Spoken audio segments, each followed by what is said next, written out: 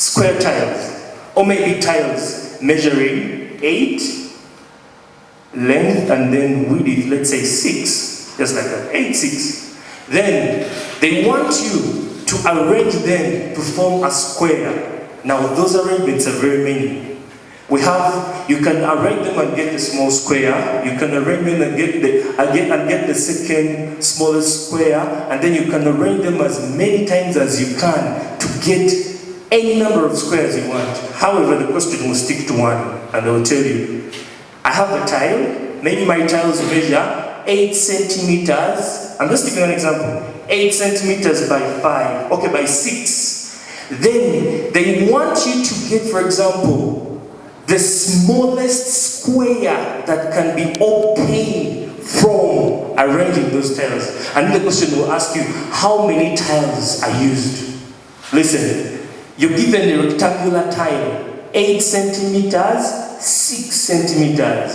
And then they want you to arrange those tiles in such a way that you obtain the smallest square. And the question will ask you to get the number of squares. Now that question there will have two ways to do it. One, someone can do that question logically by you just draw your tiles. Since there are very few, you may draw them and see which arrangement will give you a smallest square.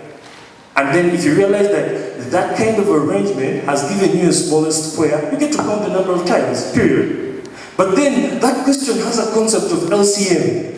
That if someone doesn't want to logically attempt it, I can realize that, since it's requiring the number of tiles I'm having measurements, I can use the LCM of 8 and 6 and later divide and get the number of tiles. So those questions as well there. Are we together? But then there's something I want to tell you before we start on some of these questions is it's very dangerous, very, very dangerous to leave an objective type question unanswered. I keep telling my students that even if they've set for you a paper that is in a different language, and they tell you to attempt any 5 questions out of the 10, or maybe attempt the 10 questions, and then you're like, I don't understand the language. But if the objective type, maybe the intention I'm trying to test something. So they've given you 10 questions. I'm talking about the numerical skills. There are 10 particular questions. They are questions that you're going to read, understand, and attempt.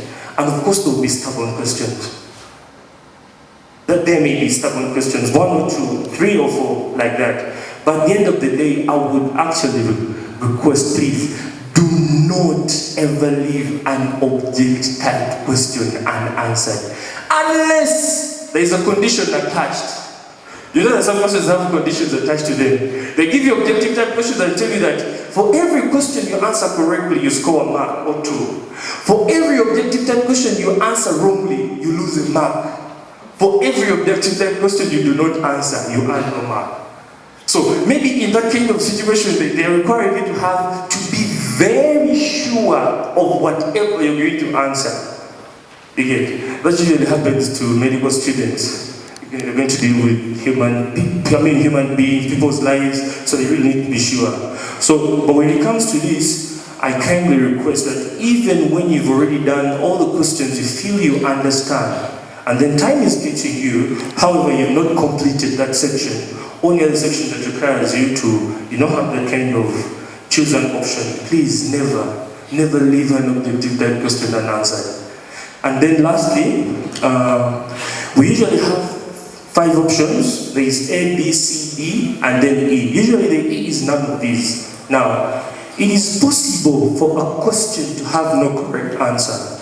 So it's not a must that all the time you're going to have those questions having particular answers, say A, B, C, D. It is also possible for a question to have no answer.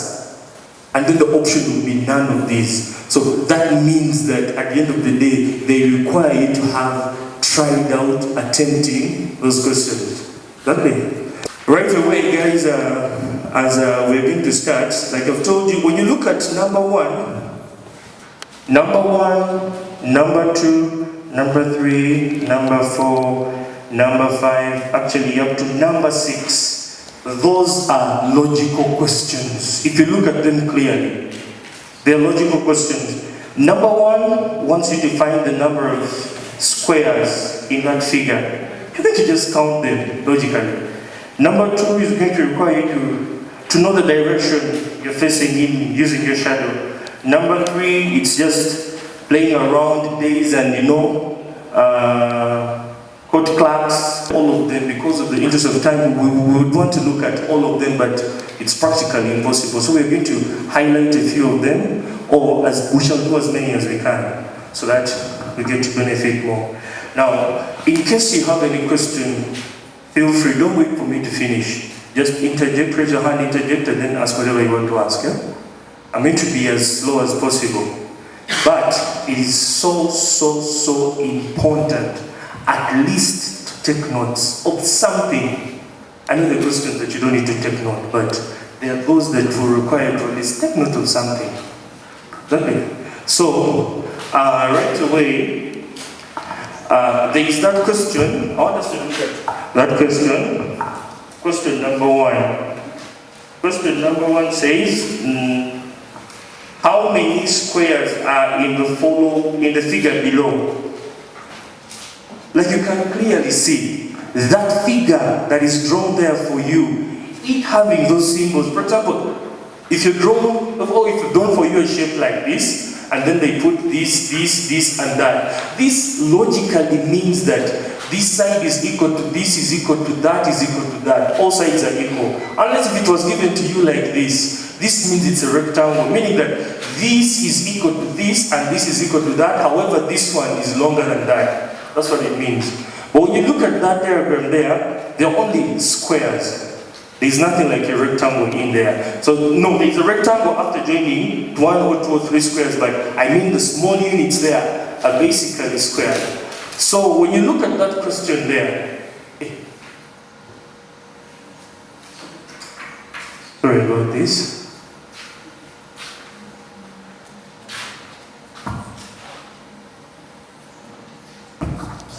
If you do count the small squares there, they are, logically when you count them, they are 1, 2, 3, 4, 1, 2, 3, 1, 2, 3. They are 9 small squares in there. However, from the arrangement of the 9 small squares, we can arrange any 4 to get another square.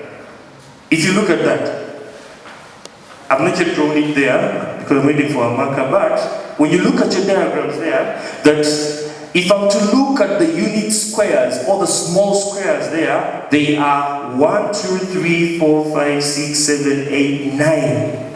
However, the question is asking for the number. Of course, there is an option C that shows that they are 9. But the question is, are they only 9? We're going to find out. When you look at, when I combine any 4 of the small ones, I'll still get another square. Meaning that you're going to have a small square. So it is like a 3 by 3. So meaning if it's 3, 3, 3 everywhere, the big one is also a square. So before you even get the markers, who can tell me, what do you think the number of squares there is? Anyone? Feel free. Yes? Someone says there are 14, and that is option, yes? Someone says there are 14, that is option A. We're going to find out. Anyone with a different answer? Yep. All of you assuming that silence is like that, to me means that you either all know that same answer, or you don't know, or you have a different answer, but just kind of saying it out. But like I said, please feel free to always out your mind. As you're waiting, let's go to number 2. As you're waiting to attempt number 1, guys, allow me move to number 2. Number two is saying that as I was walking to come to this examination room, I looked behind and I was amazed by my long shadow directly lying on the ground behind me. In which direction was I moving? Now when you look at that question, it can as well be set under the aptitude section, to be honest. It has nothing like a calculation you're going to carry out, but they specifically want you to reason out in terms of direction. You need to know this. So they told you that as I was coming, as I was walking to come to this examination, I looked behind and I was amazed by my long shadow directly lying on the ground behind me. In which direction was I moving? Now, one, we don't know where the examination room is. Assuming you're already sitting for the paper, that's the examination room. Please, do not base on the examination room to tell the direction. That now I'm seated in this direction, I think I was moving north. Without even knowing that you're facing north or east, or west or south. Now, they're asking you, they want you to know, or they really want to know if you understand the basic of, how is a shadow formed? Of the object, right? If the shadow forms in front of the object, logically, the light that is coming from the sun or the light coming from any source is behind. Because the shadow is basically an obstruction of light. You stand in the path of light, you have your shadow on the wall. You're getting it? So that is it. So, if they tell you that the shadow was directly lying behind, so I looked behind, I saw my shadow lying down. Now, in which direction was I moving?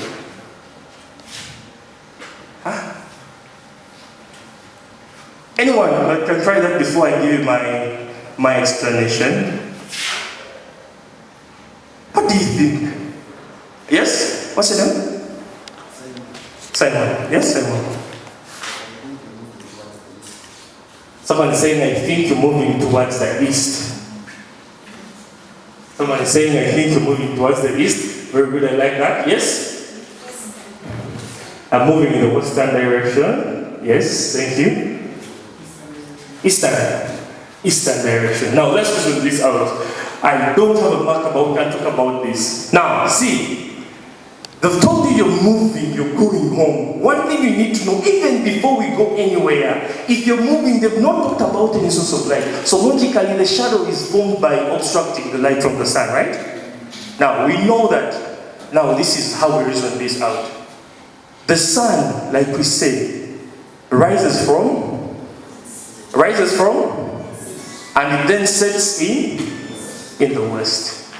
Yeah, scientists have said that, but the truth is the sun doesn't move. Are you aware? What moves? That's for another day. Yeah, logically, the sun doesn't move. But of course we have it that the sun rises from the east and then sets to the west. But logically we know that the sun doesn't move. It's the earth that moves, and the earth's rotation is in two forms. We shall come to that next time. So, since now we know that the sun rises from the east, now, allow me to take my east as this side, just for demonstration. Let me take my east as this, and then let me take my west as that. Let me take this as, okay, anything. My interest is now east and west, because we know that it can move from north to south. Now, assuming I'm now walking in this direction. Let's assume I'm walking in this direction. Logic now, before you even attempt that question, I want you to know that the sun will not move from the west and then goes to the east. The sun will not move from the north and go to the south. So they want you to have that reasoning first. The sun rises from the east and then sets in the west. So we know that its movement is east to west, not west to east.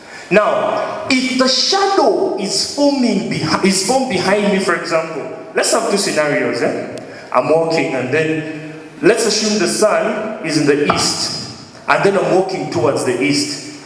But because we know that the sun is moving or moves from the east to the west, it means that the movement of that sun is now east to west. Therefore, if I am moving to the lecture room, or maybe wherever I'm going, I've forgotten the question, I am moving maybe towards the east as the sun is moving, and then the shadow is going to be directly behind me. I don't know if you're getting my point. So this means that you're moving from home, you're going wherever you're going, the sun is rising from the east, it's going to the west, and then you're moving towards. This means that as the sun is coming from the east, it is going to the west. it being in the east, you're going to form a shadow behind you, meaning that the sun is in front and then your shadow is behind, and then the sun is in the east, it is heading to the west, so you are moving towards the eastern direction. You know my point? Start to realize that the sun doesn't move. It actually does not at all. But we shall see that for another day. So when you look at those options there, you get to realize that part A is eastern, is the lesser option. Part B is southern, and then C is northern, and then D is western. E is none. So that makes our part A the answer. Now guys, before I proceed, some of these logical questions, like I was telling you, some of the logical questions may not have a certain sequence to be attempted, or may not have a certain technique. Yeah, there are those that will have a technique, but then they tend to be unique in their own way. Because someone can simply look at whatever they have when they're setting it, they can look at whatever they have around there and then come up with a logical question. And they want you to reason out the way they reasoned it out. So they may not necessarily have the same technique, but some of them, like we're going to see, have a certain technique, mostly when it comes to those ones that involve arrangement of things, arrangement of items, arrangement of people. Maybe they're seated, moving, blah, blah, blah. We're going to look at those. 5 still. And above that, let me put this. To show you that all these sides are equal. So you want to count the number of squares and find out whether what Simon gave us is correct. Say there are 14. Let's find out. Now, we're going to first of all count the small squares. Like I've told you, this symbol means this side is equal to that one, equal to that, equal to that. Logically, that is a square on its own. The same thing applies here. This symbol means that this is equal to that, equal to that, equal to that. Therefore, it's a square. So if you count the small squares first, you're going to realize that we have this is the first one small square, the second square, the third, this will be the fourth, this will be the fifth, sixth, seventh, eighth, ninth. So there are 9 squares. Now if someone comes up and says that now there are 9, there's an option there that says 9, and then you choose 9, ask yourself, do we have any more squares there or not? If you look at that, we have 9 at the moment. But let's find out if we have any other squares there. Like I told you, how about if I'm to combine two small squares? If I'm to combine this square, number 1 and number 2, number 4 and number 5, I'm talking about this one here. If you look at this shape, this one is also square on its own, because this means that if this was a 1 unit, it means that this side is 2 units, this side is 2 units, this side is 2 units, that one is 2 units. Logically, even that one becomes another square. So we are at 10. Are we there?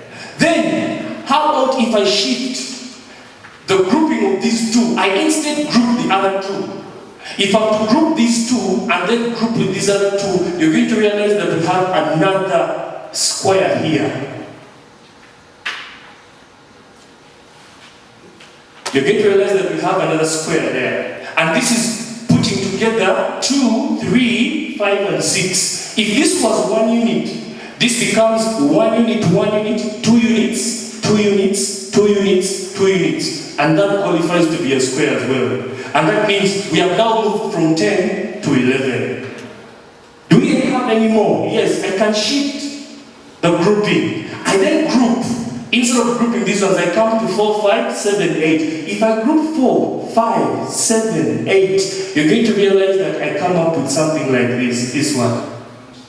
So logically, you're going to notice that if I'm to consider 4, 5, 7, 8, if this was 1 unit, this would be 2 units, 2 units, 2 units, 2 units. Hence, making that a square as well. So we have moved from 11, and now we are going to 12. And then, ask yourself, can I group anything further there? Yes, I can shift the grouping to now 5, 6, 8, 9. If I'm to consider 5, 6, 8, 9, you're going to realize that grouping these ones gives us a square like that. Like I've told you, this will be 2 units, 2 units, 2 units, 2 units. And that qualifies to be a square as well. So we moved from 12 to 13. Now, the grouping 3, 3. Let's see. What if I'm to group 3, 3? Logically, when you group 1, 2, 3 and 1, 2, it doesn't qualify to be a square. Why? If this was 1 unit, and you consider this as 1, 2, 3 units, and then consider here 2, it becomes a rectangle. And if you know that the square has all sides equal. So the other last one we can form from there is by grouping all of them together, 3, 3. I consider these 3 here and then the 3 downwards. If this was 1 unit, you're going to realize this will be 1, 2, 3 units. This will be 1, 2, 3 units, 1, 2, 3 units, 1, 2, 3 units. Therefore, the whole of those small squares combined together gives you one big square. And now this makes us move from 13 to 14. Option there, you look for the option that has 14, and when you look at that, it is option A. Thank you so much. So, that is okay. I think we are through with that. In case you want to interject, ask anything, discuss anything, please feel free. Don't mind. I don't mind that. Feel free. Okay. It also says that children are in pursuit of a dog whose leg was broken. James is directly behind the dog. Rukia is behind James. Rachel is behind Rukia. Maxwell is ahead of the dog, walking down the street in the opposite direction. As the children and the dog pass, Maxwell turns and joins the pursuit. He runs in behind Rukia. James runs faster and is alongside the dog on the left. Rukia runs faster and is alongside the dog on the right. Which child is directly behind the dog? Which child is directly? Now, when you look at that kind of question, even if you use small circles, D for the dog, maybe, and then you choose maybe initials for each of those ones, and then we get to see what comes out of the whole thing, of this thing of running, passing, and so on and so forth. Maybe something else I haven't told you is, and I'm really sorry for forgetting this, when you're looking at these numerical questions, please read the question more than once. Please read the question more than once.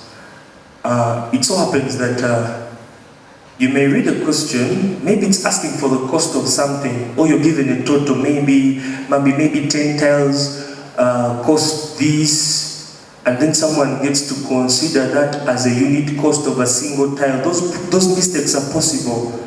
So I kindly request, when you're attempting these questions, read the question at least the first time, read it the second time, if possible the third time, and then attempt it. But still, like I keep telling people, of course, speed and accuracy would be the best.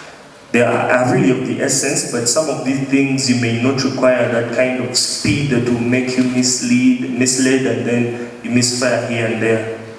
So I think that's important to note. Please read the question more than once before you attempt. Understand it. Initial D. Now, assuming this was our dog, let me use it horizontally. Now, this one here is our dog. Allow me call it D. And then the question says, children are in pursuit of a dog whose leg was broken. James is directly behind the dog. So we are beginning just next to the dog. Now, assuming the dog was running in this direction, let's assume the dog is running in that direction. And then they've told us that James is directly behind the dog. James is directly behind the dog. That means directly behind the dog here, we are going to have, let's say, James. Allow me to abbreviate that as J.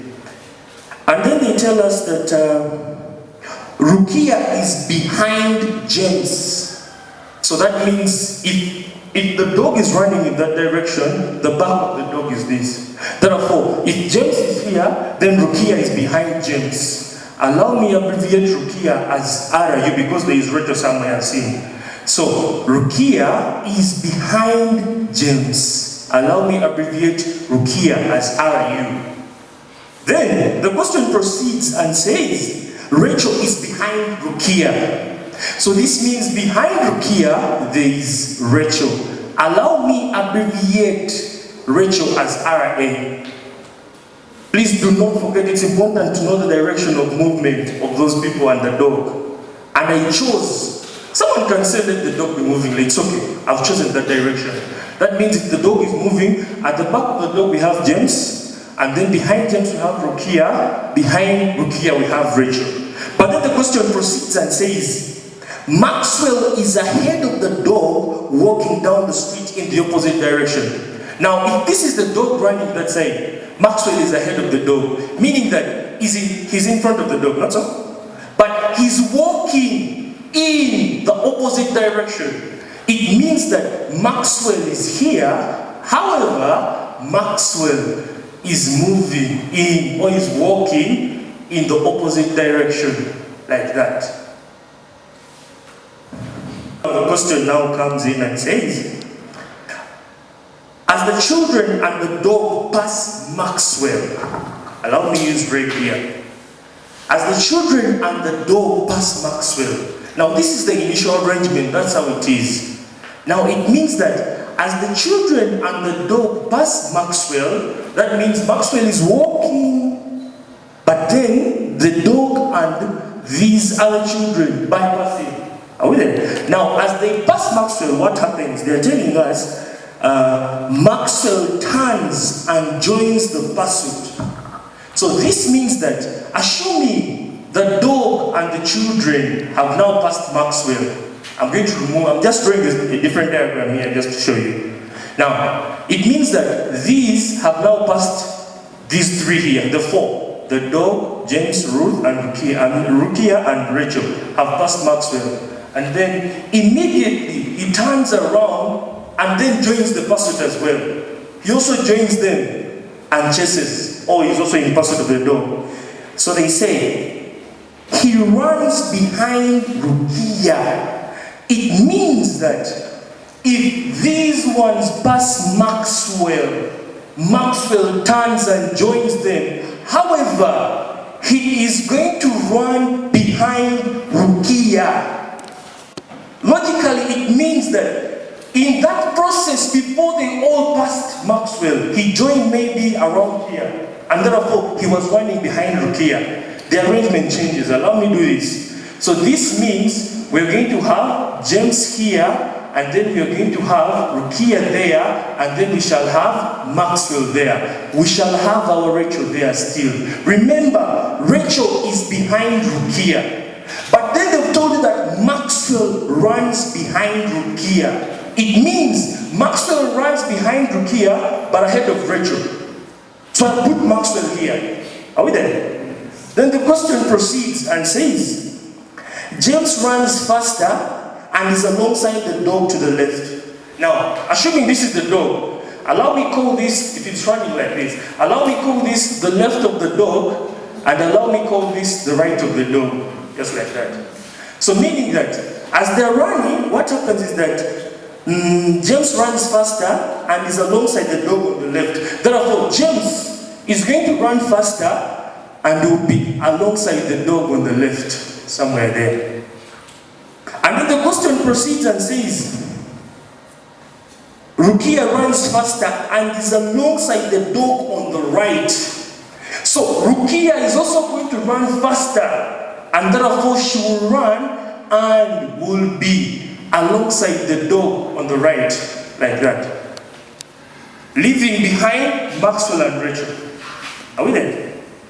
So the question asks, which child is directly behind the dog? Have Maxwell there? Yes, option B. And that becomes our answer.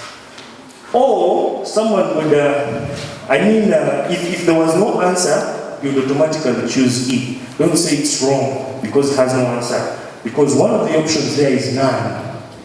You get it?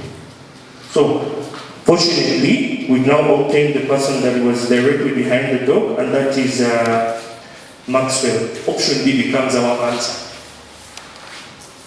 So you can play around the logic. Actually, you can tend to even draw those cartoons if you want. It's okay. Do it on that paper, because of course you will not have extra papers to write on. Do it on that paper. Draw your small cartoons there, count it whatever you want to go. Okay, get your options, sample it and proceed. Right? Okay. Unless there is a question or an inquiry or anything of the sort, allow me to move on. Okay? Okay. So now let's continue. We can go back to question 3. I don't know. How many have come across question 3 in your kind of revision and discussions? How many of you have come across that question? You have? Okay.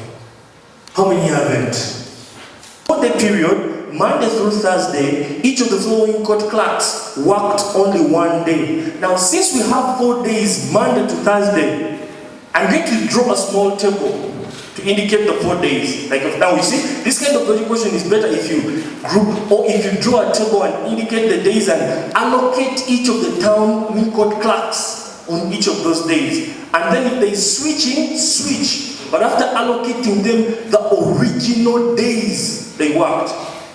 So this means I'm going to have 4 days. So I'll draw a small table having 4. And therefore, this is Monday. Allow me to call this Tuesday. And then this is Wednesday. And then this is Thursday. Something like that.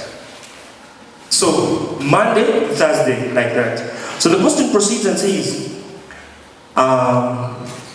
each different day, Miss Jane was scheduled to work on Monday. Listen. Miss Jane was scheduled to work on Monday. That means that Jane was originally supposed to work on Monday. First write the original days they're supposed to work on. Therefore, Jane was originally scheduled to work on Monday. And the question proceeds and says, but she traded with Mr. Charles, who was originally scheduled to work on Wednesday, meaning that Charles was originally scheduled to work on a Wednesday, but these two traded. When they traded, it means they switched, Charles and Jane. That means Charles came over here and then Jane worked on Wednesday. So allow me right here, Charles switched, they traded, and therefore Charles came here, and then Jane instead worked on a Wednesday. This is after they traded their days and switched. So the question proceeds and says, Miss Faith traded with Mr. Kato, who was originally scheduled to work on Thursday. Now we're looking at Faith and Kato, but they told us that Kato was originally supposed to work on Thursday. Come to the Thursday, indicate Kato. That means Kato was originally supposed to work there. So the question is, on which day was Faith supposed to work? Logically, the only day left there is Tuesday. Meaning that it is on Tuesday that Faith was supposed to work.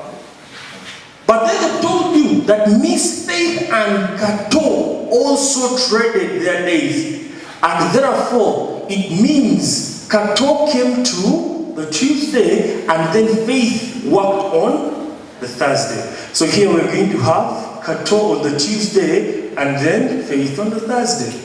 So the question is asking you, after all the switching was done, who worked on the Tuesday? When you come to Tuesday after the switching, these are here, names, you can see that on Tuesday it was Kato. When you go to the options there, Kato I think is option D, and therefore that becomes the answer. Those are all logical questions. Okay, that is it. Now guys, allow me, I'm going to leave number 5, I'm leaving number 6. Let's go to the second set of questions, and that is kinematics, that involve distance, speed, and time. There is from number 7, and then this moves on up to, no, this is not this kinematics is. And then this, kinematics, the only I think 3 here. Yes, but then we shall see others ahead. Then from number 10, like we're going to see that those are mensurational questions that involve area, perimeter, volume if possible, but volume is rare. It's usually area and perimeter the more common ones. They test you around area, perimeter. However, they add in a little bit of, the business part that involves each tile costs this. A box of tile costs this. You get? They usually involve that a little bit, but the concept there still goes back to area, perimeter, and so on, like we're going to see. So allow me move to number 7.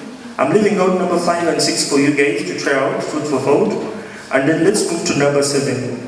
Now with number 7, like I've told you number 7, from number 7, 8 and 9, those are questions that particularly require you to have the knowledge of distance, speed, and time.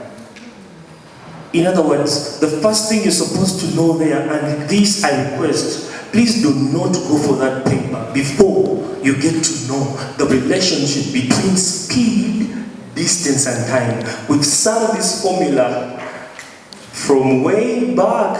I know when we were all in primary section, when they taught us about speed is equal to distance over time, speed is equal to distance over time, and then the rest comes from that. You can make any subject. So we're going to look at how we're going to play around that. So number 7 says, a student can walk 5 kilometers in an hour, and his girlfriend can walk 4 kilometers in an hour. Now, what does that mean? Before I even proceed, a student can walk 5 kilometers in an hour. What does that statement mean? Who can tell us? Only the meaning of the statement. A student can walk 5 kilometers in an hour. Yes, Timothy? Speed, thank you so much. Anyone with a different answer? Speed and time? Very good. Thank you, Timothy. Nothing that relates distance and minutes. However, it doesn't mean that they cannot ask you to find the time in minutes. They can as well, but you're supposed to work with the basic first. You need to know that since I'm looking at distance and speed and time, the speed must, if it's in kilometers, that's in kilometers per hour. So that statement alone given to you as he walks 5 kilometers in an hour, it means he walks 5 kilometers per hour. That's the meaning of that. So first of all, we're going to write that down.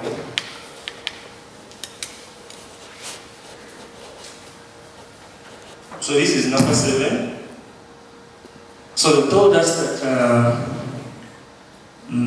a student can walk 5 kilometers per hour. So speed that has been given to you indirectly in terms of a statement. And then they tell you that his girlfriend can walk 4 kilometers in an hour, meaning that his girlfriend walks 4 kilometers per hour. So allow me to put here girlfriend. Let me just write as GF. Girlfriend, this one walks 4 kilometers in an hour, which is the same as 4 kilometers per hour. So we've been given the speed of the student and then the speed of the girlfriend, indirectly in the statement. So the question proceeds and says, they begin walking at the same time from their hostels, which is 12 kilometers apart.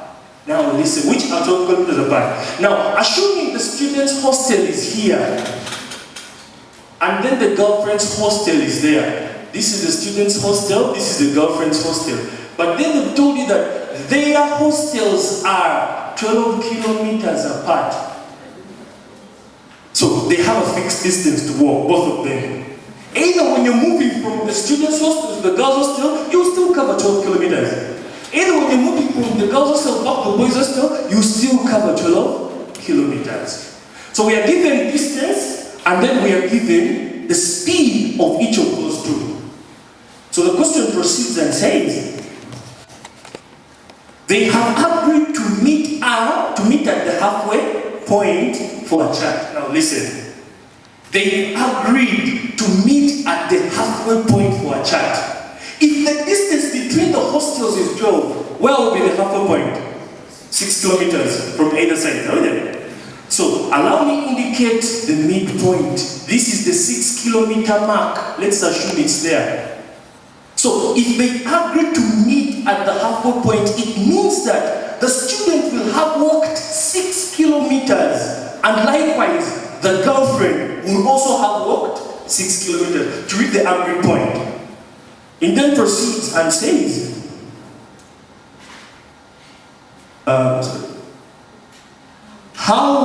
for how long will one wait for the other to come at the agreed point? Now, logically, that question is simply telling you that one person is going to reach the agreed point before the other. That's all. But when you those speeds, who is moving faster? The student or the girlfriend? The student. It means that it's the student that is going to get to the agreed point before the girlfriend. And the student will wait. So what do?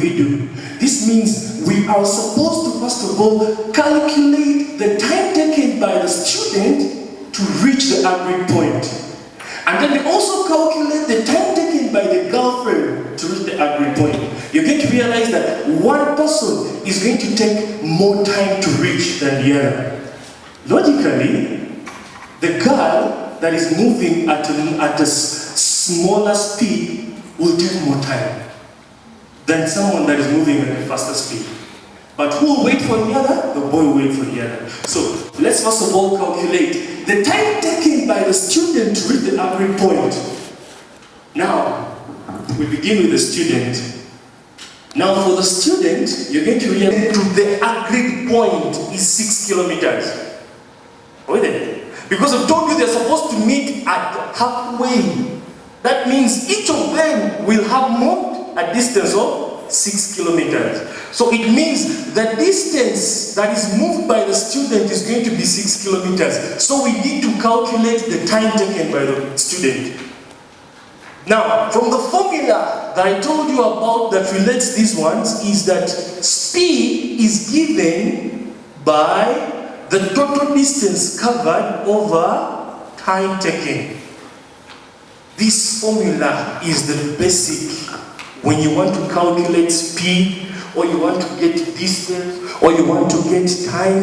That formula must be with you. It must be there. I need to understand each of the statements, what speed is, what distance is, and then what time is. So, here you can notice, I want you to see, there are two things involved here. It is so funny, but at least I don't think they will go to that extreme.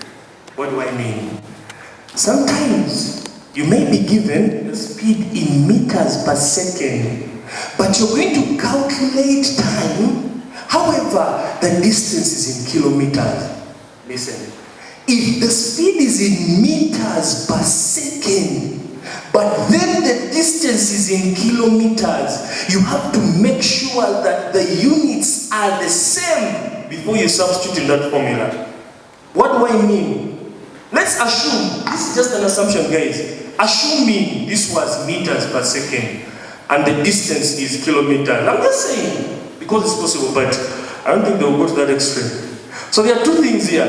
You either convert this to kilometers per hour, so that it's uniform to this as kilometers, or you convert this one to meters so that it is uniform with this one. Before you calculate it in this formula, never substitute speed, let's say in kilometers per hour, and you're substituting it with the distance in meters. The final, even before you get to the answer, you're wrong. In fact, even in that case, the formula may look wrong, but then it's not wrong. You get it? This is so wrong. Make sure that the units are, like I've told you, that if you're to consider speed in kilometers per hour, ensure that the distance is in kilometers. If instead you were calculating distance and time, I equate it. The distance of the student covered is 6 kilometers. The time taken by the student, I'm calling it T. Anything standing alone mathematically, we know is over 1. We play around what we call cross multiplication. You're going to cross multiply this. The intention is to make T the subject. When you multiply, T times 5 is going to give you 5T. When you multiply, 1 times 6 will give you 6. Then make T the subject. Divide here by 5, divide there by 5. Now, here, the time we are calculating, please do not forget the time is in hours. Because this was kilometers per hour and this was kilometers, the time you obtain in your answer here first is in hours. However, the question is given to you in minutes. That means each time you calculate in hours,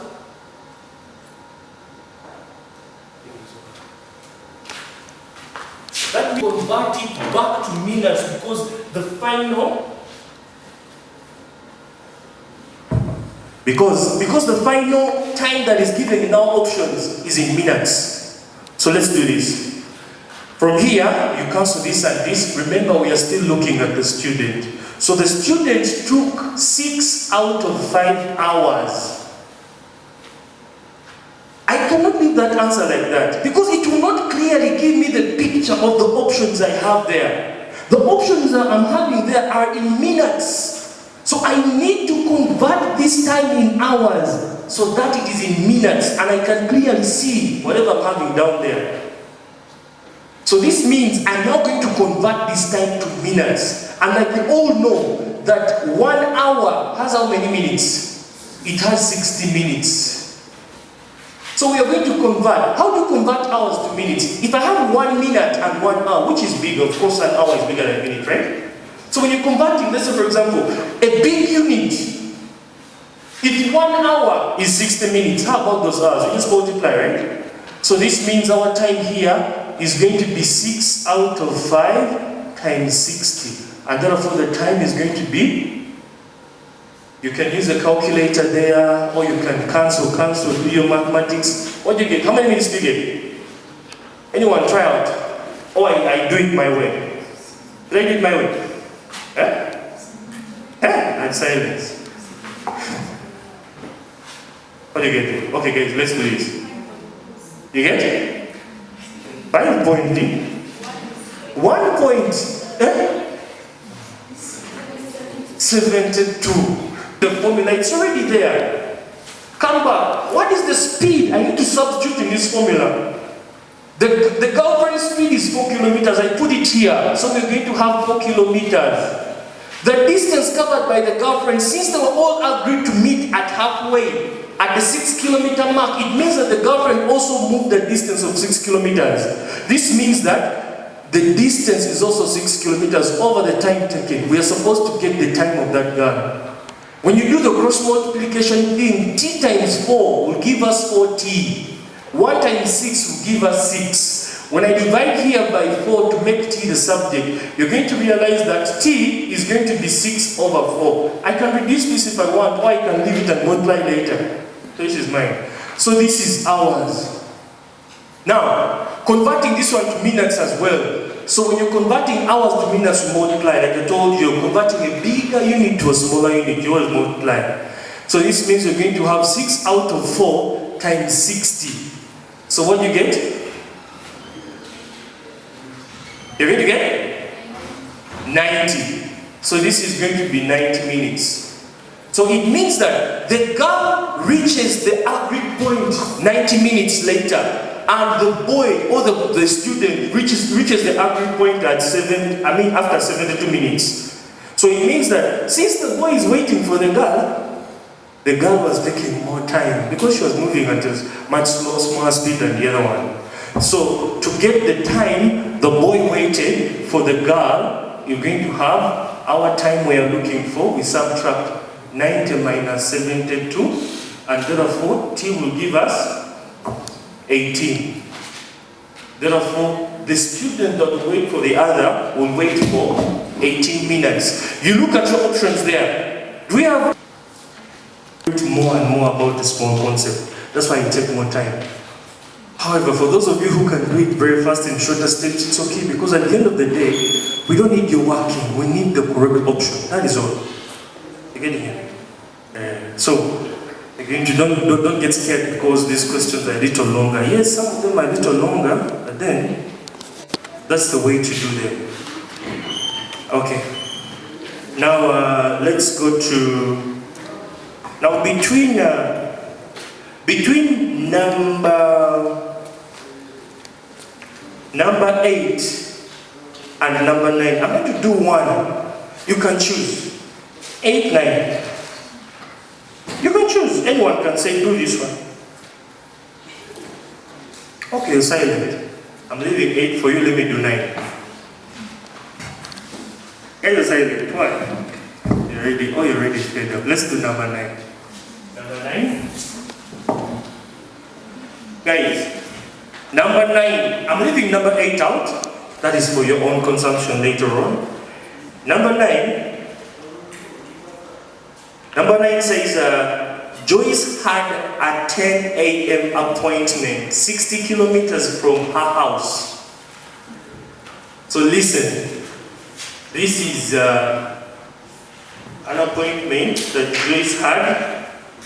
So they tell us that Joyce had an appointment 10. So her appointment, let's do this.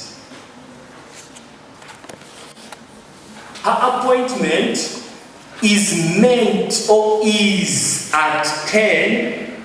They've told us at 10 a.m. This is the time for her appointment. However, they tell you that it's 60, the place is 60 kilometers from her house. So therefore, the distance that Joyce is supposed to move in order to catch her appointment is 60 kilometers. So allow me indicate that as well. The distance that she has to move is 60 kilometers. Please do not forget this. Even when we are calculating down, remember, her appointment is supposed to take place at exactly 10 a.m. But then she's supposed to move 60 kilometers to get there for the appointment. So the distance she's supposed to move is 60 kilometers. And then we proceed, and the question says, she averaged 80 kilometers per hour for the trip. That means her average speed. They didn't add the word speed, but when you look at the units kilometers per hour, it means that if she averaged 80 kilometers per hour, it means that the speed at which she moved, or with which she moved, is 80 kilometers per hour. That is the speed with which she moved. She averaged at 80 kilometers per hour. And then the question continues and says, for the trip, but arrived 20 minutes late. Now guys, listen. If she arrived 20 minutes late, at what time did she find her appointment? Or at what time did whatever she was going to do during that appointment, at what time did she start? If it was a meeting, if it was an interview, we don't know. But she just had the appointment.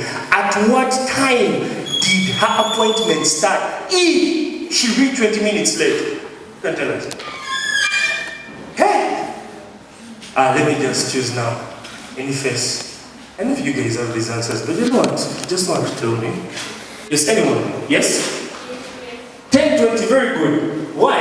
Why did you say 10:20? Remember they told you that Joyce has an appointment at 10 a.m. But then somewhere there they're telling us that she reached 20 minutes late. Therefore, it means that she arrived for her appointment at 10:20. Because she reached 20 minutes late, but originally her appointment was at 10. So, this means that this time changed from 10 that was originally supposed to be, but then she found her appointment at 10:20 a.m. Therefore, instead of the 10 a.m. appointment, her appointment became, let's say scheduled, she found the appointment at 10:20. So we proceed. The question proceeds and says, at what time did she leave her home that morning? So they want you to get the time at which she left her home. We don't know whether they've given us options, whether it was 8, 9, 7, we don't know, but the option is there. So what are you going to do? Step 1. Before you get the time Joyce left home that morning, you need to first of all calculate the time taken by Joyce to get to her appointment.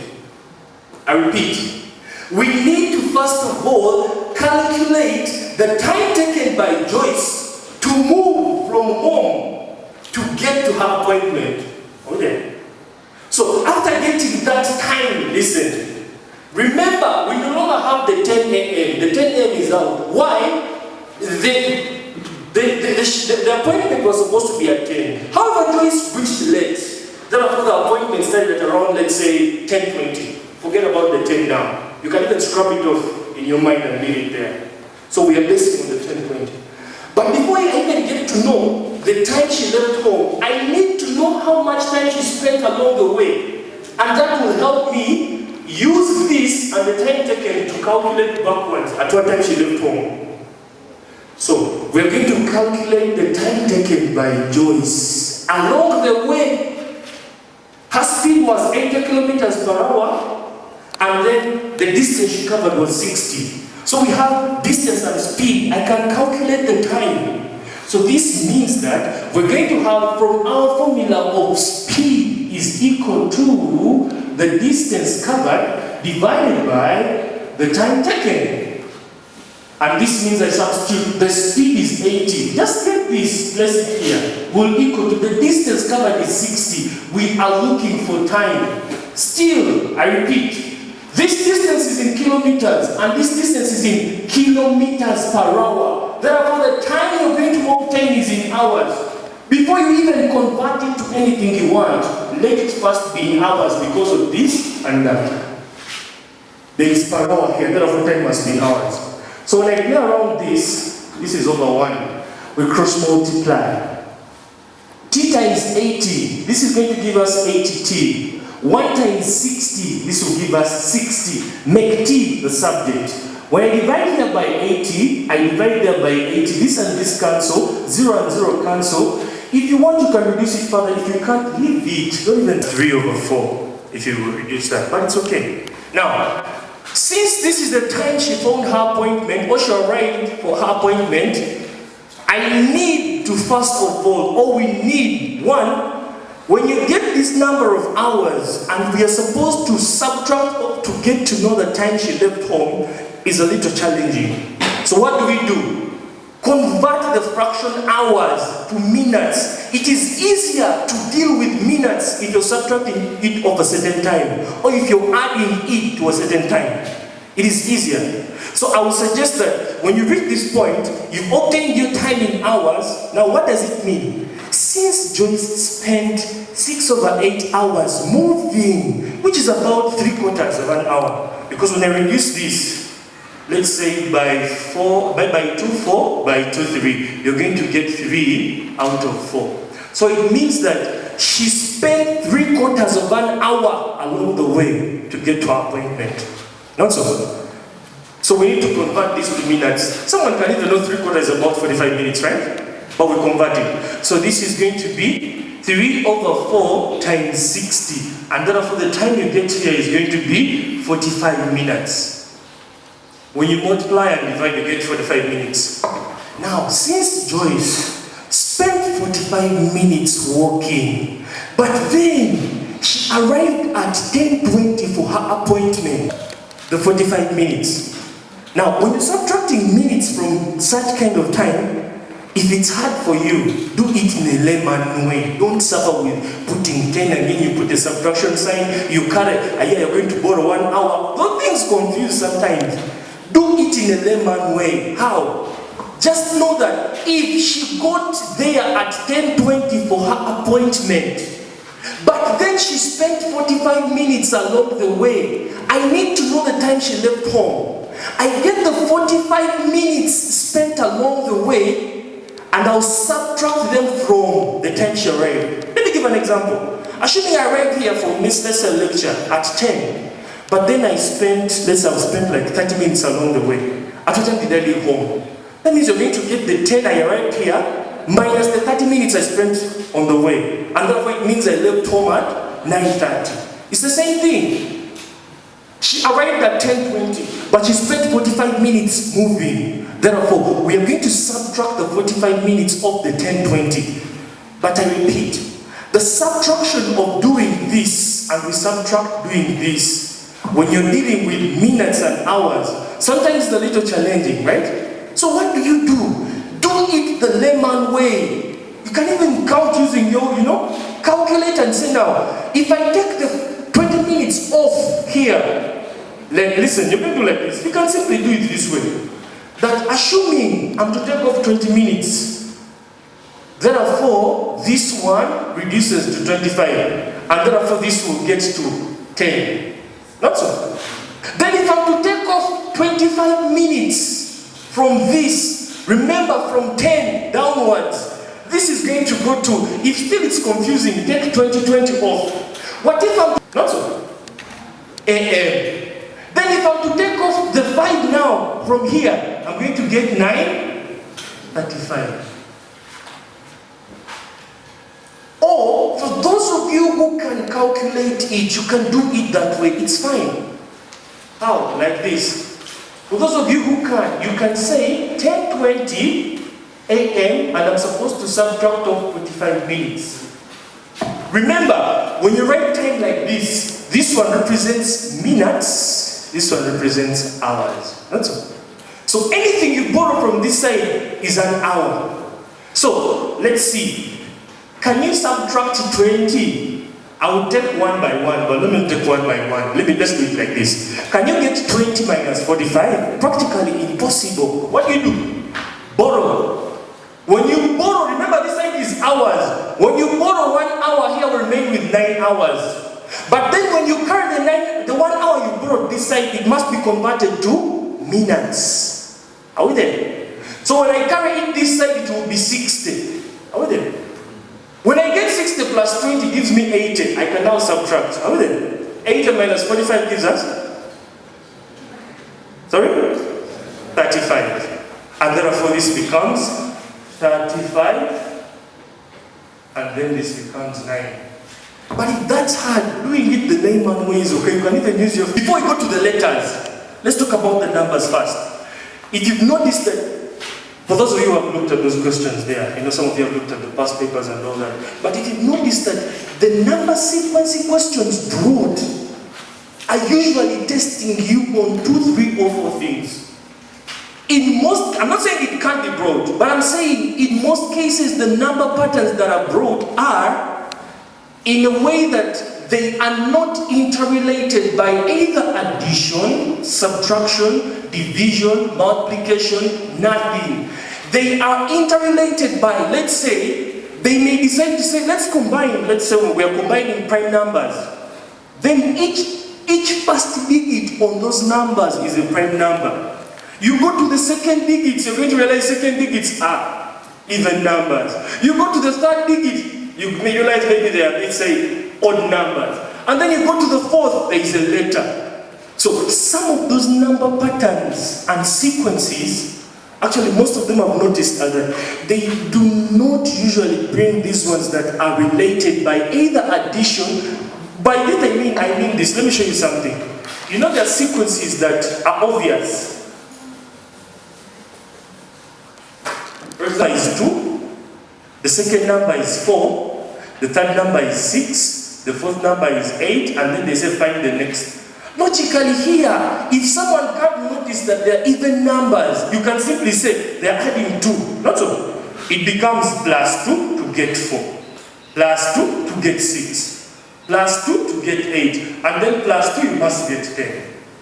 They usually avoid that because they know it is easier for someone to observe and see that. They change it. The number patterns set are in 2 forms. One, the ones that involve you identifying each digit of the numbers given, and then 2, the other number patterns that can be set are those ones that involve cancellation. How? They will have number patterns, a pattern given to you, but then the technique they are using is that they cancel the first one, they cancel the last one. They cancel the first one, they cancel the last one. Or they can even choose to be cancelling the middle one, just to beat you. They just cancel the middle one to get the next number. They cancel the middle digit to get the next number. They cancel the middle digit, this is what I'm trying to mean. So it depends, let me show you. We're going to look at a number that is similar to that number 14. And then you'll see what I'm talking about. Actually, let's look at it. And then I will explain more about the letter patterns a little bit later. 5896.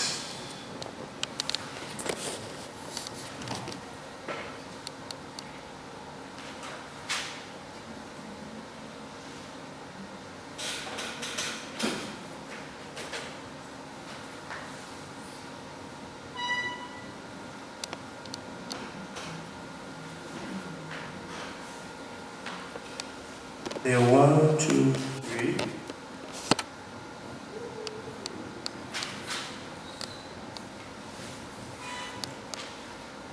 There is an 8 here. And then from that one, go to 9, 6. You look at that. The question is saying, we are on number 14. Everyone, we are on number 14. The question says, what is the next number in the pattern? And they know it's going to confuse you. So they'll give you very many digits in one number. They'll give you 8 to 9 digits in one number. Or 7, or even 6, it's okay. And then they say, what's the next number? Now, I don't think anyone here will say they were adding to get the next. Practically looking at those numbers, you can see there is something common about them. Notice, there is 5 or there is no 5. But there is 8, 9, 6, 5, 4, 2, 3, 7, 8, 9, 6, 5, 4, 8, 9, 6, 5, 4, 2. Then you realize that as you're going on, something it's a falling off, something it's a being taken off, something it's a taken off. So it has to take you that kind of, you're supposed to look at them and critically see what is the relationship between this number. And even before you go to the third, look at the first and second. Forget about whatever is ahead. After looking through the whole thing, come back for the second time. Now, you're going to find the relationship between the first and second. Now, in numbers like these big ones, I'm telling you, it's very hard to have a relationship of addition. One, there are similar digits there. But then if I'm to compare, I want to compare this one and this one. You can notice that this one has 5, but the second number has no 5. However, the digits from here up to here are here. So the question is, what do you think must have been done to this number to get that? Because I can see 8, I see 8. I see 9, I see 9. 6, 5, 6, 5. 4, 2, 4, 2. 3, 7, 3, 7. The difference between this and this is that this one has a 5, but then this one has no 5. So you can first of all roughly have it like this, and therefore you're going to say, assuming this one was cancelled like that to get that. Then, ask yourself the relationship between the second and the third. You realize that the difference between this and this, that this one has a 5, that one has no. Assuming you take away the 5, you remain with this, which is that. Now, how about the relationship between this and this? You're going to notice that it has 8, 9, 6, 5, 4, 2, 3. 8, 9, 6, 5, 4, 2, 3. However, the last digit here, 7, is not here, but it is here. Logically, maybe they cancelled that 7 to come up with that one. And then, find the relationship between this one and that one. You're going to realize that here we're having 8, 9, 6, 5, 4, 3, 2. We're having 9, 6, 5, 4, 3, 2. 4, 2, 3, sorry. So it means that the relationship between this and this is that here, the first digit again is missing to get this. Therefore, this one was maybe cancelled to get that. So, before you even get the next, ask yourself, what is the pattern these guys are using to get the next digit? It means that from the first one to the second one, they were cancelling the first digit. From the second to the third, they cancel the last. From the third to the fourth, they cancel the first. It means that the pattern they are using is cancellation. They cancel the first one, and then cancel the last one. And then cancel the first one, and then cancel the last one. So that is the pattern they're generally using in that. Whatever guides you there is what you're seeing on that paper. Because you can clearly see that the digits are interrelated, but some digits are missing. So the technique was cancelling first, cancelling last. Cancelling first, cancelling last. Therefore, the next number in the sequence is going to be, there is 9, 6, 5, 4, 2, exactly. So therefore, option C becomes our answer, like that. 2, 2, 1, and then LE. And then comma, the second one is supposed to be 3, 4, 3, and then NF. Now, the third is what is supposed to be dash, dash, dash. Please indicate that dash. Number 22, study the pattern and fill in the blank space to complete the series. The blank space is between the third and the fourth, because the fourth here is 7, between the second and the fourth, sorry. It is 7, 8, 7, or 8. Guys, that is not 0, that is O. And I want you to notice a printed O and a printed 0 are different. The printed O is a perfect circle. A printed 0 is an oval shape, but a vertical oval shape, like this. A printed 0 is like this. A printed O is a perfect circle. I want you to notice that difference. They know that when they set and put that one there, some of you will call it a 0. But then when you clearly look at it, it's not a 0. It is an O. So you have to take note of that. The printed O is a perfect circle. A printed 0 is an oval vertical shape, like that. So that one particularly there was not a 0, was an O.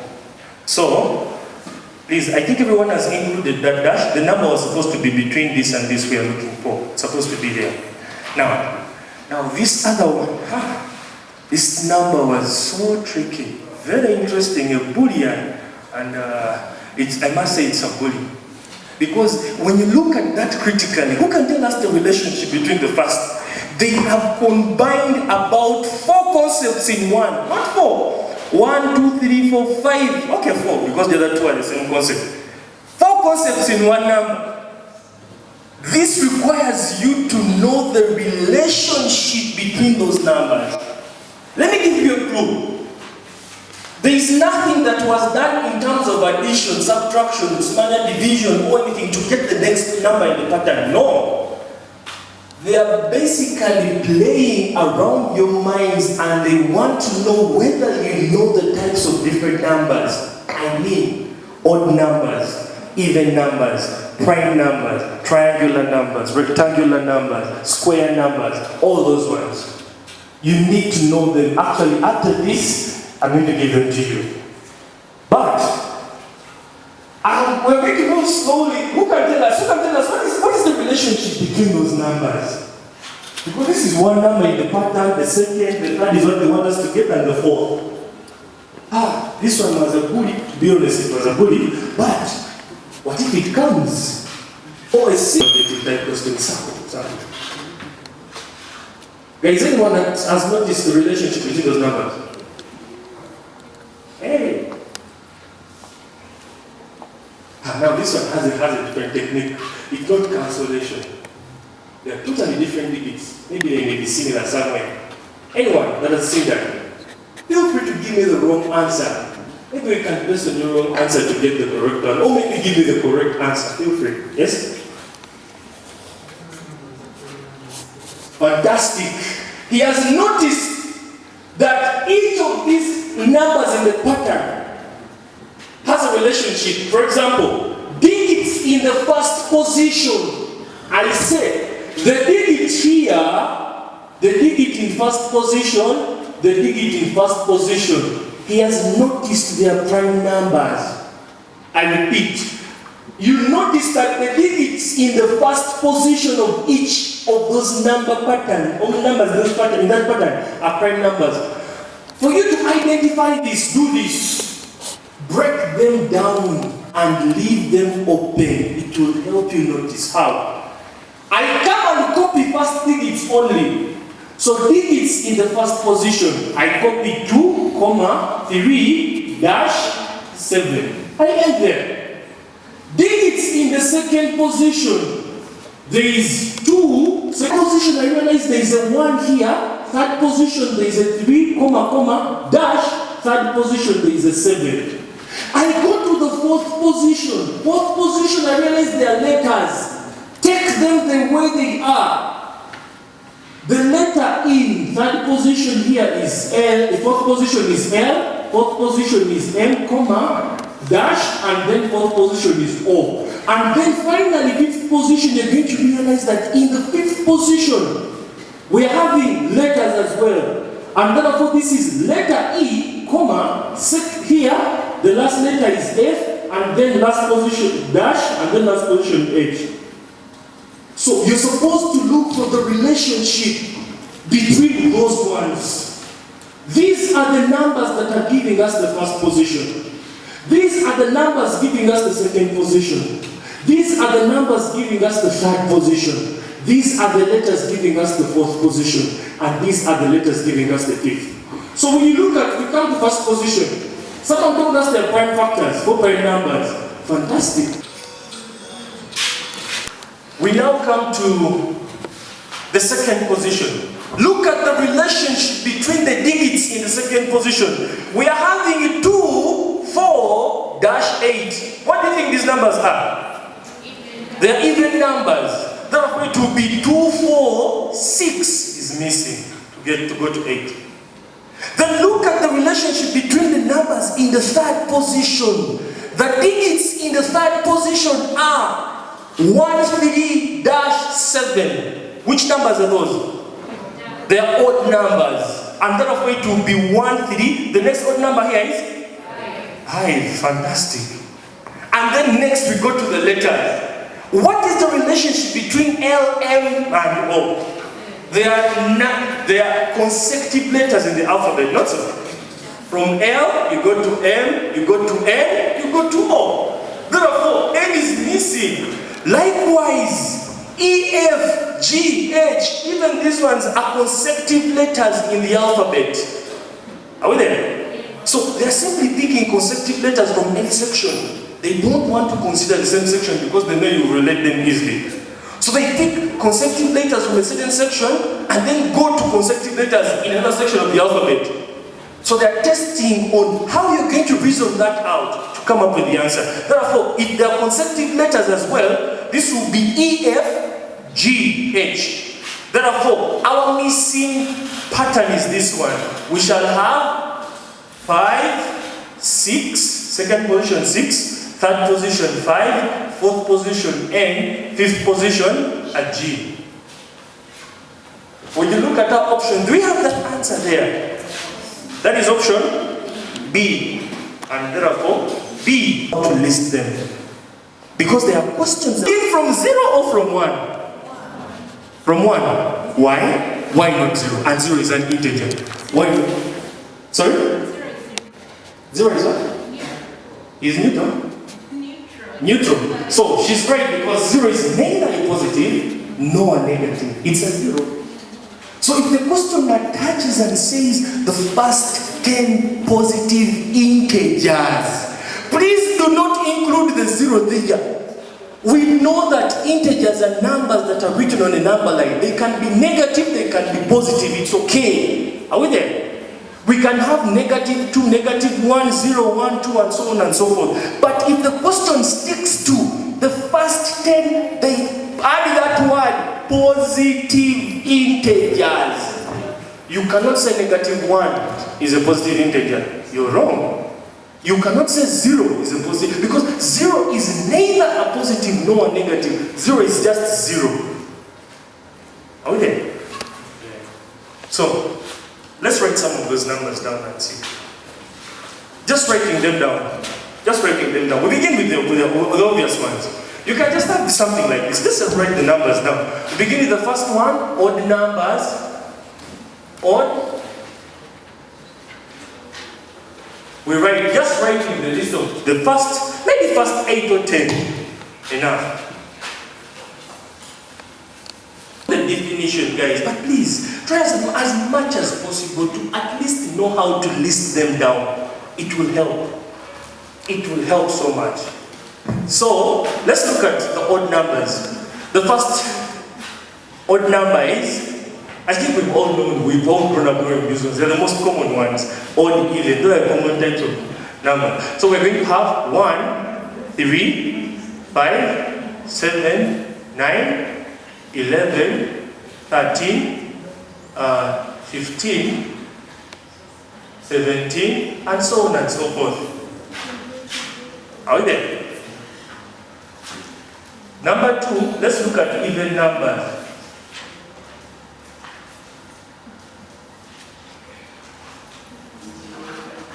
Number 2, let's look at even numbers.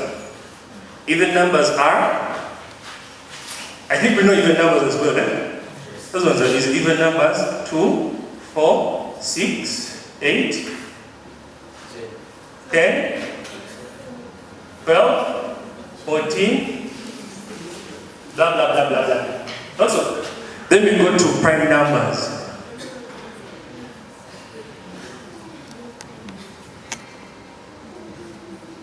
Prime numbers. But this one I will ask, what are prime numbers? What are prime numbers? I will ask anyone. This one I will ask, what are prime numbers?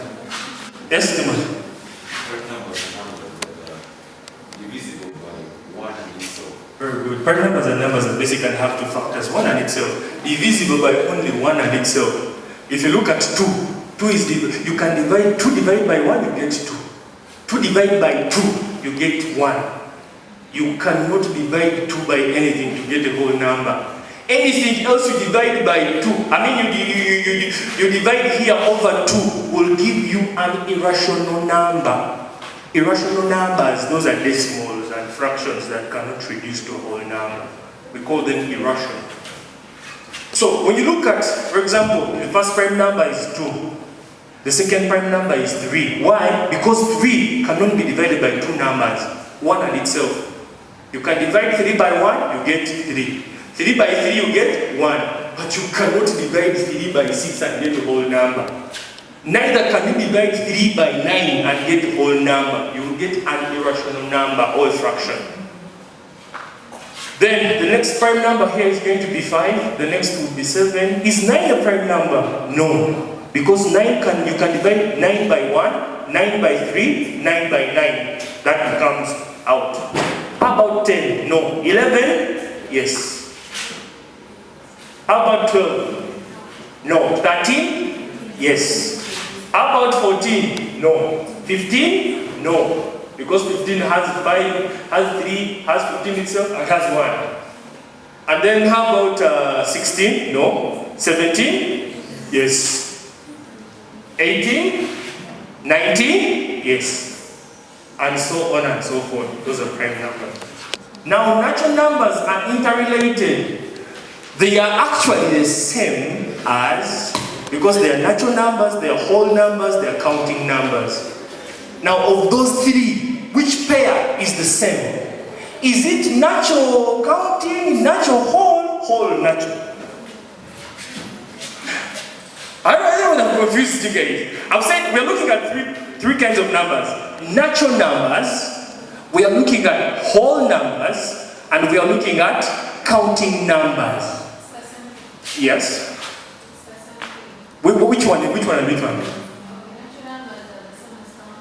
Fantastic, amazing. And which is the first counting number? And therefore the first natural number becomes 1. Thank you so much, very good. Natural numbers and counting numbers are the same. Are we there?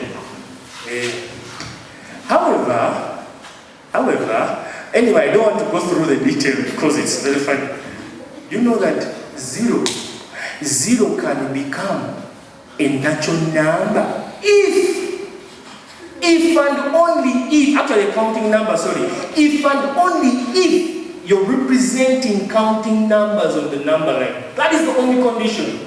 But if they ask for the first counting number, 1, which is the same as first natural number, 1. 0 can be a counting number if and only if they are represented on a number line. But it cannot be if you're just listing them. We don't consider 0. So, natural numbers, stroke counting numbers.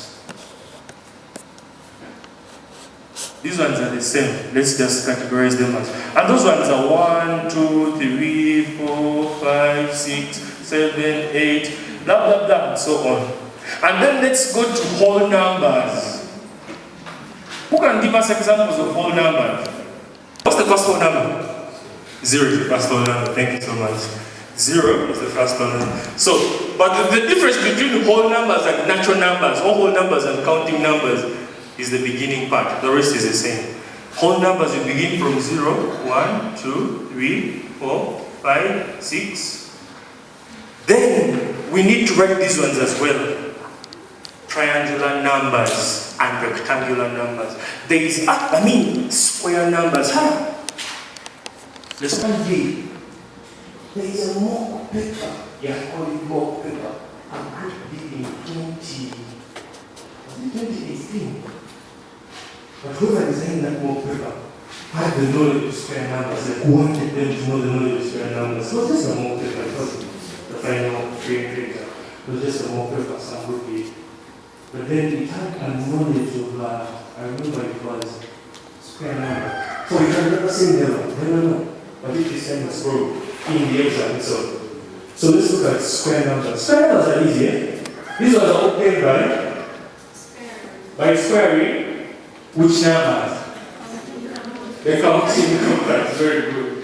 The first square number is you square 1, you get 1. You square 2, you get 4. Therefore, these ones are obtained by squaring the counting numbers. The first square number is 1. When you square the counting numbers, these counting numbers are here, guys. You begin from 1, 2, 3, 4. When you square 1, you get 1. When you square 2, you get 4. Therefore, the second square number is 4. When you square 3, you get 9. When you square 4, you get 16. When you square 5, you get 25. When you square 6, you get 36. When you square 7, you get 49, and so on and so forth. Those ones are obtained by squaring the counting numbers. Then, the rare numbers that we have. Power 3 is 8. 3 power 3, you keep on cubing them. They're called cubic numbers. Those ones are obtained by cubing the counting numbers. You just put them to power 3, 3, 3, 3, 3, and you get your cubic numbers. Do you know that we also have hexagonal numbers? But we don't go there, it's funny. No, I'm just telling you that we have them. It's like someone telling you that what is asking you to tell us or to tell them the first irrational number. Just that person away. Just them away. They're confusing you. Just them away, because you can never get the first irrational. Yeah. Yeah. Let me even keep quiet. It is almost, it may be there, but it is almost close to impossible. Irrational, the first one. That's why we don't list those ones. So let's go to triangular numbers.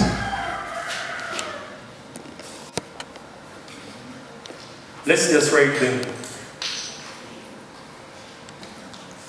Triangular numbers. What are triangular numbers? Okay, even if you don't tell me them in definition form, but these are numbers in a layman way. Numbers that form a triangle. Numbers that form a triangle. How? We can use balls. Let's use balls for anything. If I'm to use circles, let's begin by 1. If I'm to draw one circle like this, can that one circle form a triangle? Yes, yes, it can. Let me show you. Hasn't it formed the triangle? The first triangular number is 1. Then we go to 2. When you draw, this is 1. I keep on adding 1 to the base. For example, if I do this 1, I add on 1 to the base, and then I add here 1 and here 1. Does that form a triangle? Not yet. You add another one here. This one forms a triangle. How many are these? 1, 2, 3, 4, 5, 6. So those are basically the numbers in a layman's language that form triangles, that can be written in a pattern to form a triangle, just like rectangular. However, there is a simple way to obtain the rectangular numbers. It's so interesting. The rectangular numbers are obtained from triangular numbers. As long as you know the triangular numbers, then you can get to know the rectangular numbers. Are we there? So, let's write. So which one will be the next? Without a doubt. Don't be surprised to find a letter pattern in that section and a letter pattern in this section as well. It's of an advantage to you, by the way, when it happens that way. So let's look at number 15. Number 15, I simply want someone to give me an answer.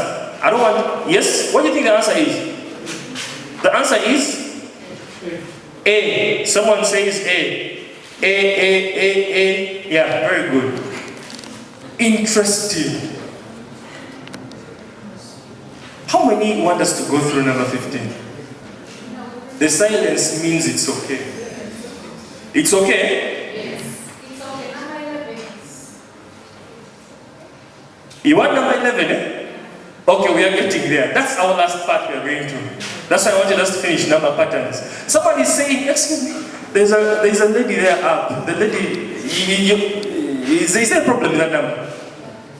15. 14, 15. 15, eh? Okay, let's do 15. Very fast and then go to the last part of... will time allow me? I don't know how much time I've left. Okay. Okay, let's go to that before we are just out of this place for numericals. That means I want us to at least look at those numbers that have to do with mensurations, the mensurational question that have a relationship to do with area, perimeter. Volume is rare, but most commonly area. Perimeter, somewhere. Most commonly area question. D, comma. The second one is DEF, comma. The third one is UGH, comma, dash, and then the last one is WKL. Like I've told you, if you cannot obtain words from those, from the letters given in the pattern, relate the letters in the first position, second position, third position. It will help you. But this one was a little bit interesting. How? You see, first position. Let's look at the letters in the first position. We are having S, T, U, dash, W. Now, in the first position alone, you will notice that those letters are consecutive letters from a certain section in the alphabet. That's all. That is S, T, U, V, W. This makes the missing letter to be V. Then we go to the second letter. Here it's a little interesting that you do not rush. When you go to the second letters, you're going to see C, E, G, K. Relationship, what they are. I know that you noticed. When you go to C, E, G, K, relationship between them, confusing. What do you do if it's that? Combine 2, 2. Now, let's combine 2, 2. C, D, E, F, G, H, K, L. That means you combine 2 because you realize that if I'm to look at the letters in the second position alone, there is nothing like a relationship that I can derive from them. What do you do? Combine the two. That second and the third. When you combine 2, 2, there is a relationship. I want you to see. They give you a very huge number. A number that has about 8 digits. 8 digits. Just know there is a certain logical truth they want you to come up with. Discover it and apply it to the next and get your answer. Hope I'm clear there. Yeah. Yes? Allow me to do that one. Position is interesting, but position means you're not obtaining the letter in the pattern. The verb, anything in the pattern.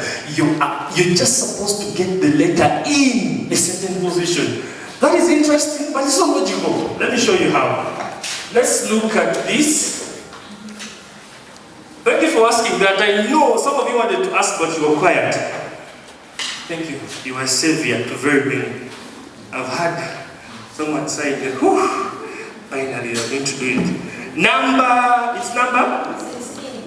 Number 6. Guys, number 16 says, the pattern of letters W, X, Y, Z is repeated to form a sequence. Wow. It is W, X, Y, Z, comma, W, X, Y, Z, comma, W, X, Y, Z, and so on and so forth. So the question is asking us that they're asking that the 3,599th letter in the pattern is, wow, comma, like that. Now listen, They want you to get the letter in the 3,599th position. Like a friend of mine says, logic. Look at this. Now, ask yourself, the repeated pattern is repeated after how many letters? Let's first of all identify. We are having a repeated pattern, but the repetition is after how many letters? 4. You can notice that W, X, Y, Z, there are 4. Then there is a repetition, W, X, Y, Z, there are 4. That means that after 4 letters in the order of W, X, Y, Z, they repeat the pattern. Are we there? So now we come to this here. Let me find a way of explaining this one. Now, it is important to know the repeated pattern. The repeated pattern, please don't change the order. If they've given you X, Y, Z, do not tamper changing and say it is W, Y, X, Z. No. Take it the way it is. The first thing we've noticed is that the repeated pattern is after 4 letters. After every 4 letters, they repeat the pattern. It every 4 letters they repeat the pattern. So our target is we need to know the letter in that position. So it means that if I'm to write out all the letters, they will give us letters in all those positions up to 3,599. It can even go beyond because a series doesn't end there. If it's a pattern, you have to go up to infinity. Are we together? Infinity is something uncountable. So let's look at this. So I need to know the groups of 4 that I can obtain from 535999. However, I notice that the 3599, once I divide it by 4, it gives me a decimal number or an irrational number. And yet, my target is to get the groups of 4. How many groups of 4? You get my point? How many groups of 4 do I obtain from these letters here? Because we've seen that the repetition is after 4. That is the first thing. Identify, put it there. So we have 4. But now, if they want you to get the letter in this position, the question is, how many groups of 4 letters can I obtain from 3,599? When you divide using your calculator, trust me, you're going to find that it's a decimal. That's all. So what do we do? Ask yourself, what if I come to this position? Because the sequence doesn't end by 4 to get groups of 4. Trust me, you're going to get groups of 4 that are in decimals, and we want a whole number of groups of 4, maybe 5, 10, 20 something, not 3.4 groups. Are we there? So I come and realize that the moment I divide 3599 by 4, I'm going to get a decimal. But I don't want to do a decimal. But if someone notices and says, I'm going to get a decimal and I round it off the whole number, fantastic. But what if you don't see that? Oh, what if you realize that after rounding off, it instead gives you a lesser value? Let me give you an example. It can be 3.45. It can be 3.55. Whoever rounds off this one will get 3, the whole number. Whoever rounds off this one, the whole number will get 4. That's why rounding off, I don't like it. It will depend greatly on the value that follows. Hope you know how to round off. Do you all know how to round off? Give me the answer the way it is. 800? 800? 99.75. We do not need the decimal. If I round off this one, it goes to 900. We are lucky that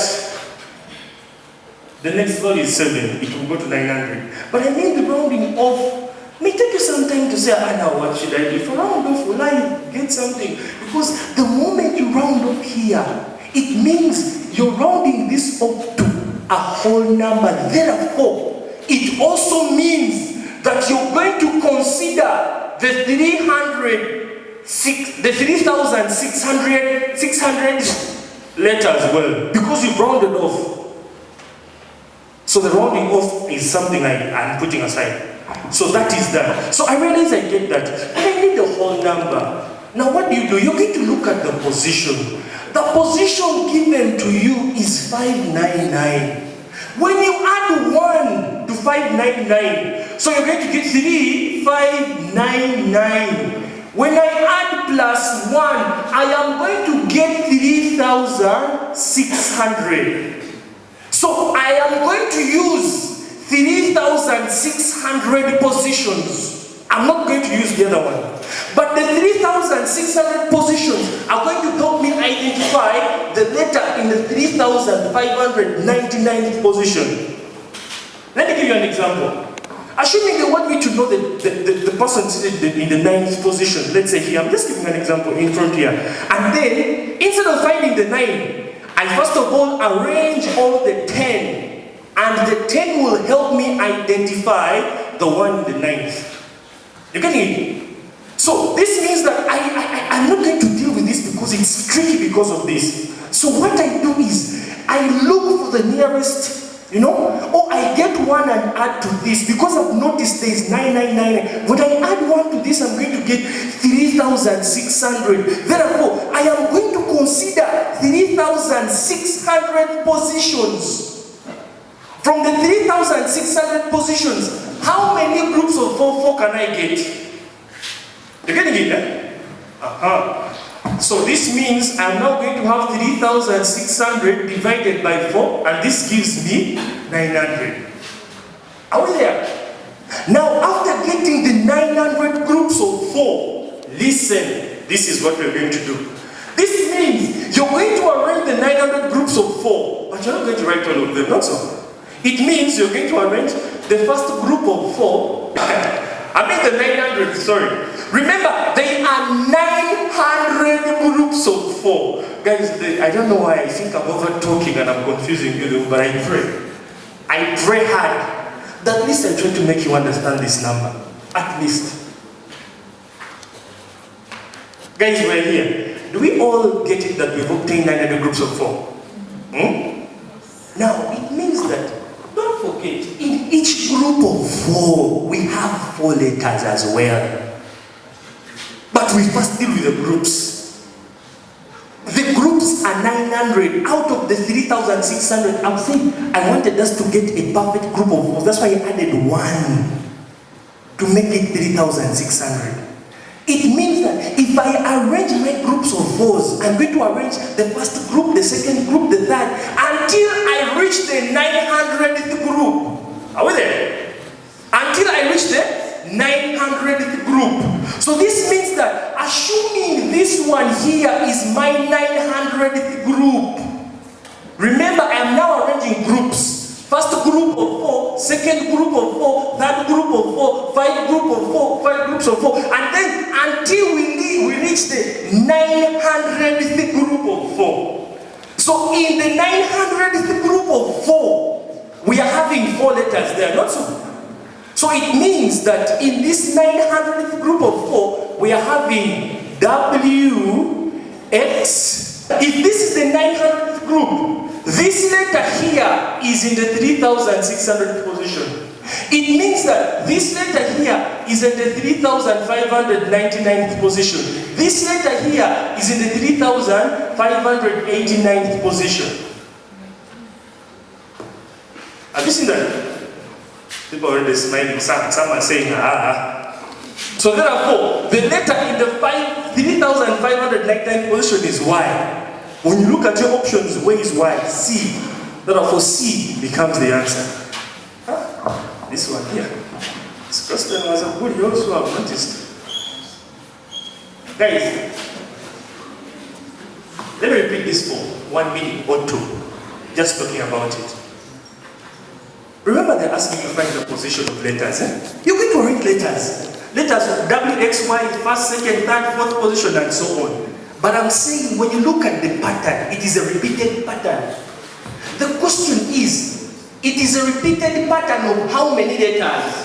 It means that if it is a repeated pattern of 4, 4, 4, 4, I need to obtain, it will confuse me, I need a whole number. For me to get a whole number, I notice and see. If it is the 3,599th position, that means when I add 1, I am going to get 3,600 positions. So if there are 3,600 positions in total, I ask myself, from the 3,600, I want to obtain the number of groups of 4. I get 3,600 divided by 4, and this gives me 900 groups of 4. Now, we are arranging. When you arrange the 900 groups of 4, you're going to begin from the first group of 4, the second group of 4, the third group of 4, and so on and so forth until you reach the 900th group of 4. My interest is the 900th group of 4, because according to what I've written here, I'm looking at the last group, W, X, Y, Z. Logically, it means that the Z here is in position 3,600. The Y here is in position 3,599, and so on and so forth. Therefore, you're going to realize that 3,599 qualifies for Y, and therefore Y is the answer there. I've tried. Okay. 2 circles overlap. When circles overlap, it means that they intersect. They don't just touch, but they touch and cross each other as well. So we're having 2 circles overlap, that is okay. And then the question continues and says, the area of the overlap region is a half the small circle's area, and then a third the large circle's area. Okay, now, that means there is a large circle and a small circle. So, since we are having 2 circles, allow me consider this as the large circle. Allow me consider this as the small circle. Guys, listen, everyone. So, if this is the large circle, it means that from the question they've told us that 2 circles overlap. Since they overlap, they intersect. So the region of overlap is this region of intersection, which I'm shading. That is the region of overlap, which we are calling the intersection region. So, allow me call the area of the large one, let me call it AL. Allow me call the area of the small one, let me call it AS. And please, allow me call the area of overlap, I call it A. I'm just giving them in letters. You can give them in letters. Someone can use A1, A2. I'm using AL for area of large. I'm using AS for area of small circle. So this means that when you get to the question and read it thoroughly, you're going to see that they tell us that the area of overlap, listen, the area of the overlapped region is a half the small circle's area. So we are going to consider 2 things first. Area of the overlap region, which is the area of the shaded part. I called it A. So they've given us the relationship between the area of the overlap region and the area of the small circle. So they tell us that the area, we begin with this one. According to the statement, it says the area of the overlapped region. Remember here, the area of the overlap region, I've called it A. So it means that the area of A is a half the area of the small circle. So it is going to be the area of the overlap region, which is A. This one is equal to a half the area of the small one. It will be of means multiplication, right? So this is going to be area of the small one.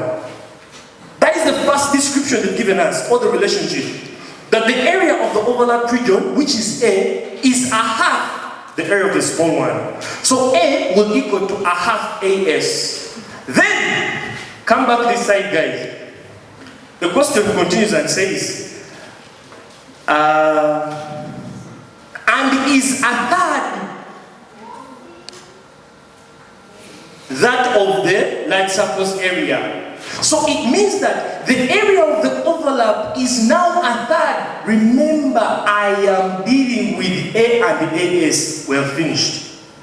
Now, we need to find the relationship between the area of overlap and the large circle, which is A and AL. They've told us that the area of overlap also is the same as a third, the area of the large circle. So, in terms of the large circle. But remember, it is the area of the same thing, not so. So I'm going to equate the two. Huh? So when I equate the two, this is area of overlap, but in terms of the small circle. This is also area of overlap, but in terms of the larger circle. Logically, these two are the same. Equating them, this becomes, when you have a half, AS is equal to a third AL. This is the same as, when you multiply this, logically see, when you multiply this, it's the same as having AS over 2, and this is the same as having AL over 3. You can write it like this or like that, it's okay. It's just multiplying 1 times AS over 2. 1 times AL over 2. So the question continues and says, what is the ratio of the area can be expressed in terms of a fraction?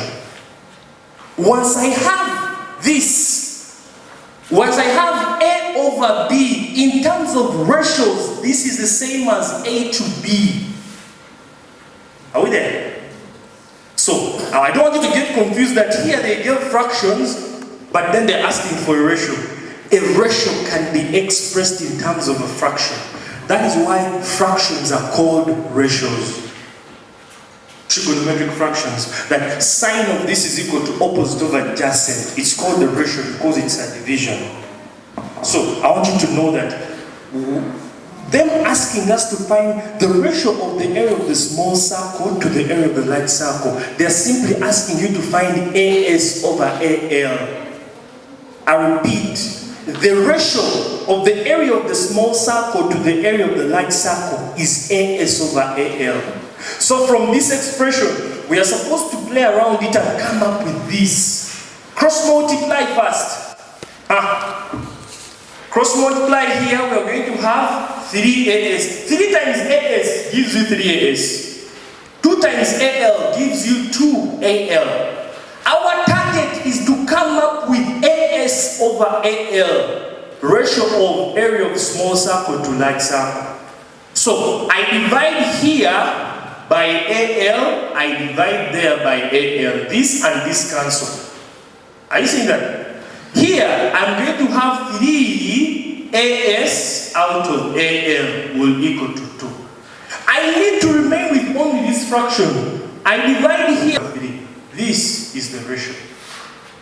When you look at those options there, you do have 2 over 3 anywhere. Yes, it's option C, and that becomes our answer. That one there becomes our answer. So this one was simply asking you to know the concept of area, but indirectly, because there are situations whereby the question will ask you to calculate the area. At least I want you to know how to calculate the area of simple things like rectangles, mostly rectangles. How to calculate the area of a rectangle? It's just length times width. And then calculating maybe the perimeter of a rectangle, which is length plus width plus length plus width. Perimeter is different.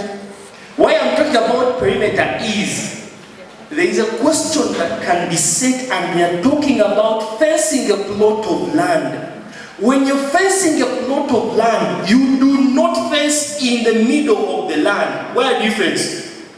As the fence is only and only put around the boundaries of the land. So in that particular case, the question is asking you to at least apply the knowledge of circumference, or you can call it perimeter, which is simply adding all sides, length plus width plus length plus width.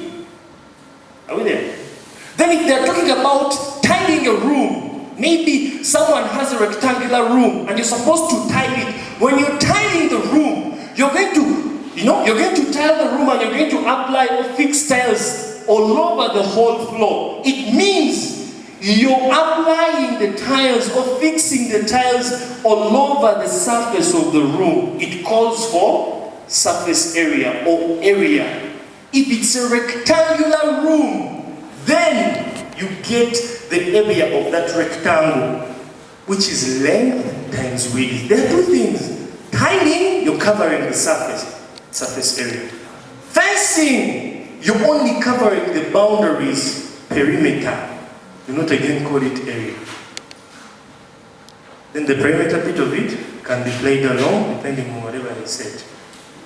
So guys, ladies and gentlemen, as I wind up with some little bit of knowledge with you, and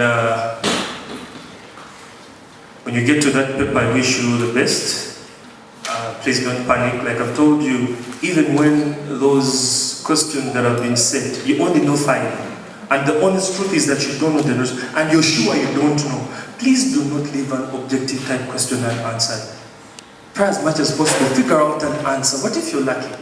Other than leaving them unanswered, put something there. You may know 8 and you're sure the 2. I have tried, but I'm getting answers that are not even here, and you're sure you're gambling. Because you can tell whether you're on track or not. Sometimes you can tell. Other than leaving them unanswered, please put something there. So guys, allow me in there, and I wish you the best. So we meet again next time. Hopefully.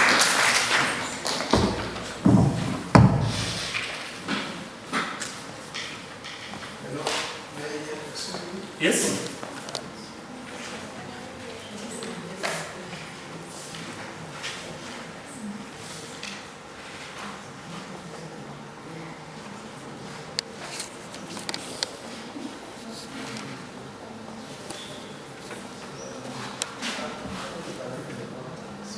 Hey, you can't see them. Hey, I read them. Yeah, there is 075.